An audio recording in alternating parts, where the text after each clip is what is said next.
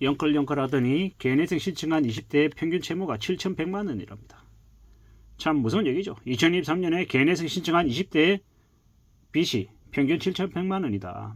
사회생활을 처음 시작한 청년들이 주택 마련 등의 이유로 영끌하며 생긴 이제 빚이다라고 추정한답니다. 참 무서운 얘기죠. 어처구니가 없습니다. 근데 이제 그 영끌족들, 이제 20대 청년들의 빚의 주된 이유가 생활비 마련이라고 합니다. 그 다음이 주거비라고 하고 사기나 아니면 학자금, 투자 실패 등도 있답니다. 대체로 이제 생활비하고 주거비 때문에 빚이 생겼다라고 응답한 비율이 높았다라고 하는데요.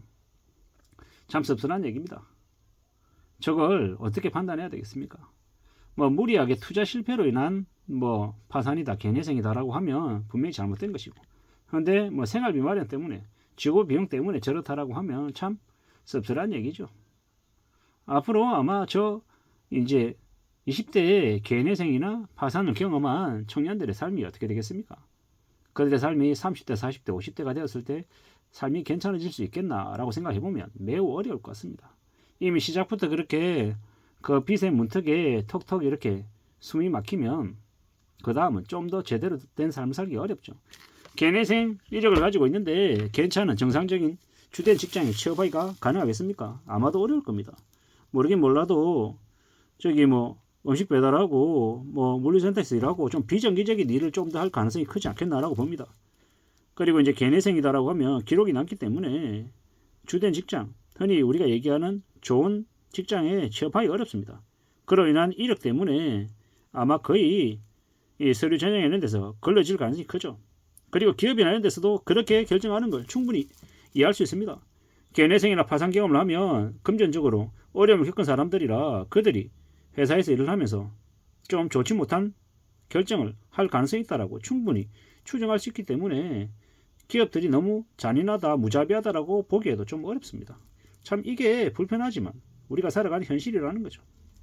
살면서 뭐 개인회생이든 아니면 파산이든 그게 뭐 별거 아닌 것처럼 뭐 가끔씩 뭐 커뮤니티나 이런 데 보면은 뭐 빚 그래 탕감해 주잖아, 뭐 괜찮잖아 이렇게 얘기하지만 그걸 너무 쉽게 생각하는 청년들은 세상을 너무 우습고 만만하게 보는 겁니다. 근데 세상이 그렇게 우습고 만만하지 않다라는 겁니다. 세상은 언제든 그렇게 무책임하고 아무 생각 없이 살아온 그들에게 책임을 다 지웁니다. 그리고 그러한 것들이 나중에 어느 누군가에게 사실이 밝혀지면요, 그 사람에 대한 신용은 많이 줄어들 수밖에 없죠. 그게 당연한 현실입니다. 앞으로 우리가 살아가면서 너무 쉽고 만만하게 별거 아닌 것처럼 생각하면 안 된다는 이야기를 저는 하고 싶은 겁니다. 청년들 중에는 부모들이 경제력이 되게 부족해서 뭐 학자금을 대출받게 하고 생활비를 지원해주지 못해서 시작할 때부터 빚을 지고 살아가는 청년들도 많은 것도 분명히 합니다.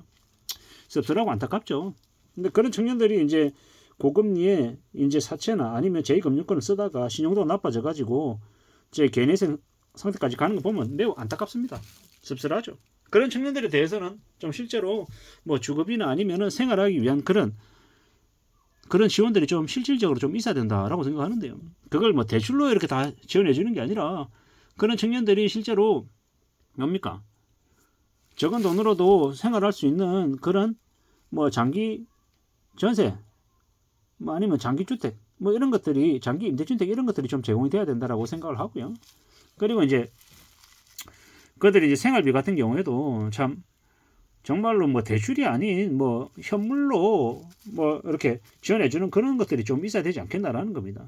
빚지는 거 말고 다른 방향으로 좀 지원할 수 있는 그런 부분들이 좀 찾아지면 좋겠다라고 저는 생각합니다. 뭐 예를 들어서 뭐 청년들에게 뭐 저소득층 청년들에게 뭐 쌀 뭐 10kg짜리 쌀을 뭐 한 달에 한 포 주고, 그리고 뭐 기본적인 뭐 뭡니까 뭐 라면이든 아니면 뭐 과자 뭐 라면이든 아니면 통조림이든 아니면 그러한 뭐 기본적인 뭐 식사를 해결할 수 있는 그런 이제 식자재 이런 것들을 뭐 지급해 준다 이렇게 하면 적어도 주거 환경하고 먹는 걸로는 그래 좀 커버가 되면은 좀 괜찮지 않겠나 뭐 이런 생각들이 좀 들었습니다. 자꾸 대출로만 뭔가를 자꾸 하려고 하면은 대출 이자가 또 늘어나고 아무리 저금리를 하더라도 더 이제 악순환이 되지 않겠나 뭐 이런 생각들을 해본 건데요.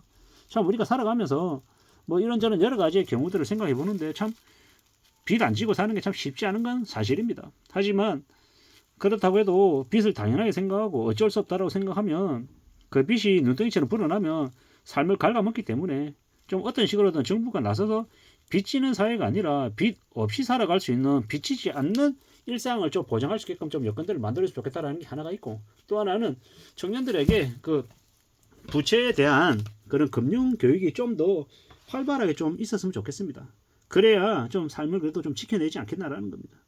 참 사는 게 얼마나 힘든데, 어려운데 빚까지 많이 지면 청년들이 정말로 암울하게 살아가기 때문인 거죠. 빚 들고 빚져가지고 전세 구한이들이 전세 사기라도 당하면요 자살하잖아요. 그 무서운 일들이 계속 벌어지니까 그런 것들이 좀 안 생겼으면 좋겠다라는 마음에서 말씀을 드려봤습니다. 앞으로 물가도 계속 올라가는데 뭐 어떻게 살겠냐라는 겁니다. 저렇게 사는 게 힘들고 어려운데 사람들이 결혼을 하겠냐, 출산을 하겠냐, 뭐 제대로 된 가정을 꾸리겠냐, 연애를 하겠냐, 이런저런 여러 가지 생각들을 해보면 다 암울하고 다 깝깝하죠. 다 빡빡하고 다 그냥 앞이 안 보일 것 같은 생각이 자꾸 듭니다. 그러지 않았으면 좋겠다라는 생각이 드는 거죠. 앞으로 우리의 삶이 좀 괜찮았으면 하는 바람에서 말씀을 드려봤습니다. 저기 앞에 있는 이제 저희 집 애들이 예전에 되게 어렸을 때 이제 보던 책인데요. 울지 않고 말해요. 자기가 정말로 말하고 싶은 거, 하고 싶은 얘기들을 이제 하는데, 나이가 들면 들수록 하고 싶은 얘기도 잘 말하기가 어렵죠. 왜? 여러 가지 이유들이 이제 딸려오기 때문인 것 같습니다. 아무쪼록 이 서민들이 좀 더 그래도 안심하고 살아갈 수 있는 세상이 좀 됐으면 좋겠는데, 그러려면 더욱더 각 개개인들이 빚 안 지고 사는 방법들을 좀 강구해야 될 것 같습니다. 그래야 좀 살아갈 수 있을 것 같습니다. 누가 뭐라 해도 이 살아가는 현실을 좀 잘 좀 다듬어 나가야겠다. 잘 좀 구축해 나가야겠다. 이런 생각들이 좀 더 듭니다. 그래야 삶이 좀 더 지켜지지 않겠나라는 겁니다. 누가 뭐라 해도 이 현실을, 힘들고 어려운 상황들을 잘 좀 맞춰갔으면 좋겠습니다. 잘 갖춰갔으면 좋겠습니다. 그래야 괜찮지 않겠냐라는 겁니다. 그렇게 살아가자, 살아가고 싶다 라고 이야기하고 싶은 겁니다. 그러면 좀 더 괜찮지 않겠나라는 겁니다. 살아가는 삶이 참 쉽지 않다라는 거, 힘들고 어렵다라는 거 인정하고 받아들이고 살아가야죠. 그래야 될 것 같습니다. 그러자라고 얘기하고 싶은 겁니다. 뭐 이래저래 여러 가지들이 있는데 참 누가 뭐라 그래도 좀 정신을 좀 잘 차리고 살아갔으면 좋겠습니다. 사는 게 너무 어려우니까, 너무 막막하니까 이런 생각 저런 생각들이 자꾸 드는 것 같습니다. 좀 괜찮아지면 좋겠습니다. 별일 없으면 좋겠고 좀 나아지기를 정말로 바라는 겁니다. 그렇게 가보자라고 이야기하는 겁니다. 누가 뭐라 그래도 이 힘들고 어려운 현실을 잘 좀 개척해 나가고 싶습니다. 그래야 되지 않겠나라고 생각합니다. 아무쪼록 누가 뭐라 그래도 빚 안 졌으면 좋겠고, 자신의 삶의 처지 안에서 어떻게든 줄일 수 있는 거 최대한 좀 잘 줄여서 빚 안 지고 절습도 좀 하고 그러면서 사는 20대들이 좀 많아졌으면 좋겠다라는 생각을 해봤습니다. 20대들이 연끌하는 사람들이 너무도 많다라는 거, 그리고 그 20대들이 이제 뭡니까? 그 개내생 하는데 평균 부채가 7,100만 원이라는 뉴스를 보고 놀라서 말씀 한번 드려봤습니다. 이상입니다.